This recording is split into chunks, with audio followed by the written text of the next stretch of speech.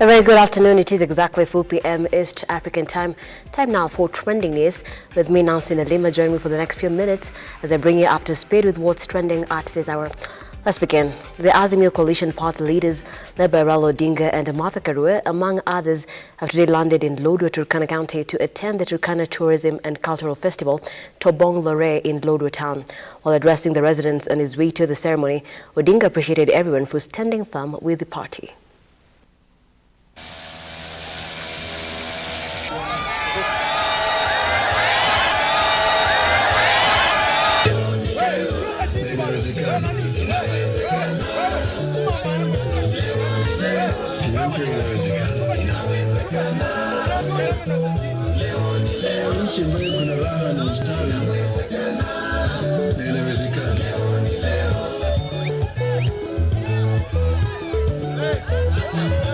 Hamjambo, mko poa? Mambo? Baba amepika, baba amerudi Turkana. Mna furaha? Mna furaha? Tumekuja siku ya leo kwa mambo ya utamaduni, sherehe ya Tobong Lore. Nimeleta sisi hapa. Turkana oye! Turkana oye! Tuko hapa. Asanteni kwa heshima ya kutulaki. Tuko hapa pia kuonyesha heshima ya mila zenu na kwa sababu nyinyi ni supporter wetu. Sasa ndivyo tuendelee kwa sherehe. Tunasema asanti na msimame na Azimio. Asanteni. Back in Nairobi, Governor Johnson Sakaja on Friday assented to the Nairobi County Finance Bill at City Hall. The bill was passed on Thursday by the Nairobi County Assembly. Let's listen in. Angasa mwenye hiyo kushirikiana na muhusisha na mashirikiano. Now let's get into it. What does this act mean to you? What does this act mean for your family? And what does this act mean for our county? I'll go through very few provisions that we have made. Initially, in market stalls and market services, there had been a proposal to increase levies by 30% on market stalls. However, after public participation where we listened, those charges were revised to a modest 10% increment given inflation. On alcoholic drinks and licensing, and this is very interesting, every single public participation session proposed a raise in those charges because of the sprawling nature of these establishments. The proposal to raise charges on alcoholic drinks and licensing was adopted to help control the number of drinking outlets across the county that many of our young people have fallen now captive to. The City Inspectorate Department, after a lot of sessions, not just the public participation sessions, but my own engagements with those in the public transport sector, the matatu sector, the taxis, impounding charges were retained in some areas and reduced in others to drive compliance. But beyond that, the fees charged to those matatus that don't terminate in the CBD were halved, because many of them don't get to the CBD and they don't even pay at all. And the matatu sector, and I must thank them. Kenyatta County Governor Anne Waiguru says her administration has stepped in efforts to extend piped irrigation and domestic water supply to all villages in the county.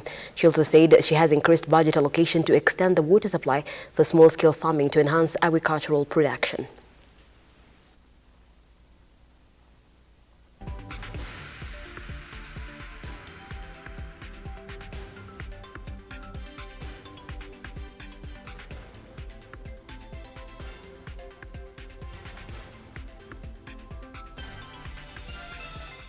And down to the coast, residents of Magarini, Kilifi County held peaceful protests against the seizure of their land.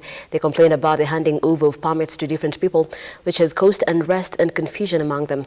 Speaking to them, the chairman of the security committee in Magarini Sub-County, Peter Thiongo, said the government will investigate the reason behind the switches.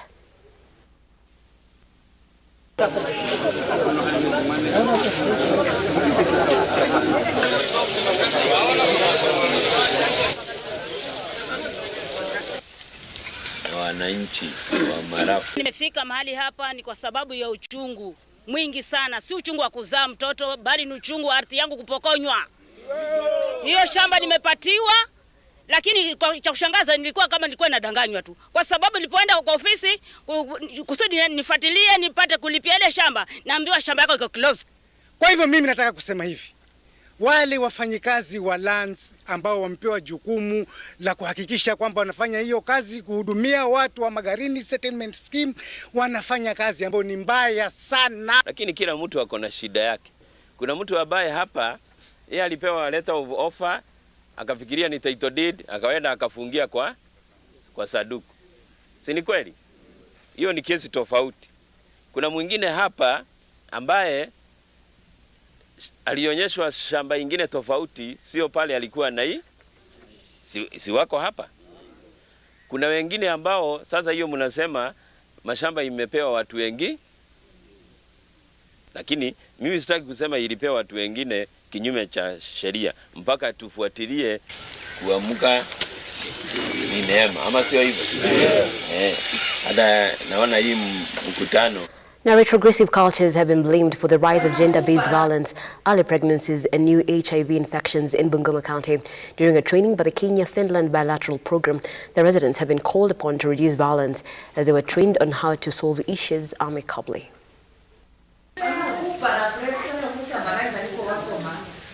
Ija kwa mambo ya utamaduni, utapata ya kwamba mtoto wa kike hajapewa nafasi iliyo nzuri katika mambo ya kifamilia. Kwa maana la kwanza, utapata ya kwamba mtoto msichana ana haki ya kupata shamba.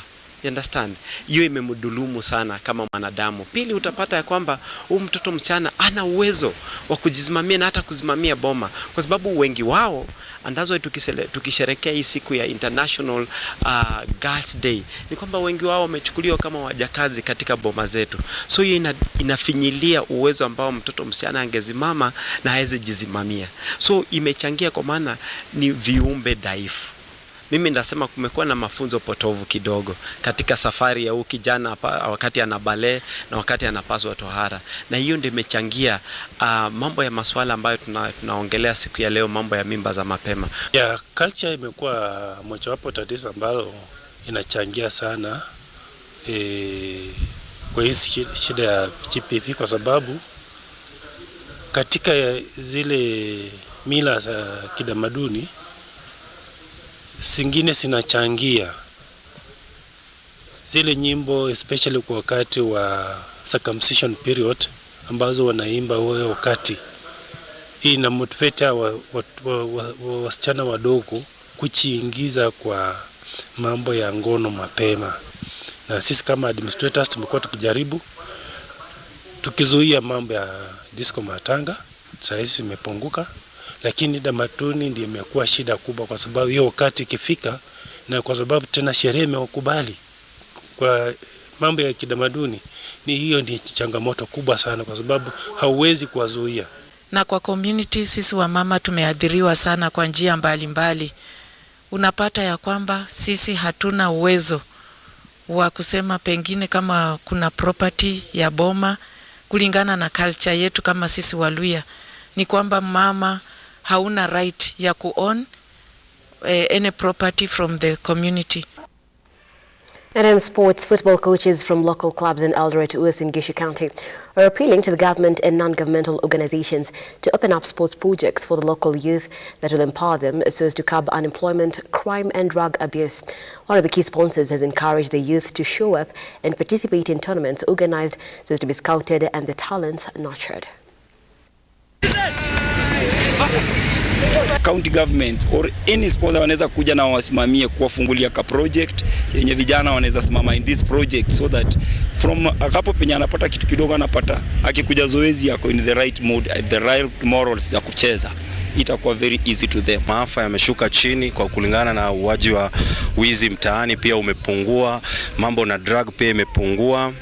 So tunashukuru Mungu kwa hiyo, lakini ile challenge yenye tunaface sisi kama wale tunawashikilia ni hatuna mthamini, kwa sababu pia serikali upande wa mpira Eldoret imetuweka kando. Tungependa kusponsiwa juu sahi hatuna kazi Tukisponsiwa at least tusonge na timu yetu itusaidie mahali. Tuko na timu ya wanawake hapa na pia tuko na timu ya wanaume.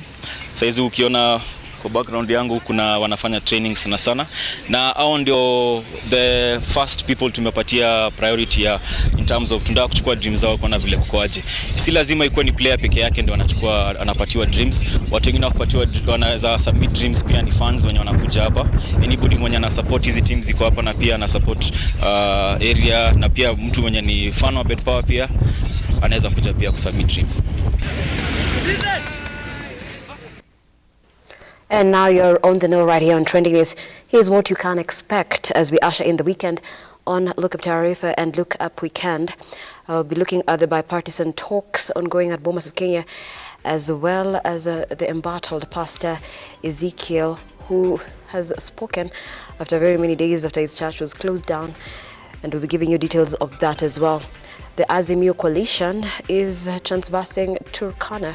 We'll be giving you the details in our subsequent bulletins as well. A lot of sporting action, UDA Women Congress, and of course, in our discussion tonight, the mental health will be taking the center stage. I will be speaking to Liz Ndabi, who is our psychologist, and let's uncover what really drives people to depression, anxiety, and many other mental conditions. And is there a balance, if any, that can be struck just to alleviate the situation? I'm Nancy Nalima. Do tune in for that later on right here on Lookuptv. Have yourselves a pleasant afternoon. Goodbye.